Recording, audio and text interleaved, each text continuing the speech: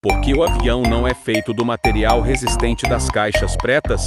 Opção A, porque seria pesado demais. Opção B, o material não é adequado para a aerodinâmica. Opção C, por ser caro e inviável em grandes quantidades. Resposta correta é a opção A, porque seria pesado demais. As caixas pretas são feitas de materiais extremamente resistentes, como titânio e aço, para suportar impactos severos. No entanto, esses materiais são muito pesados, e construir um avião inteiro com eles tornaria o voo impossível ou ineficiente.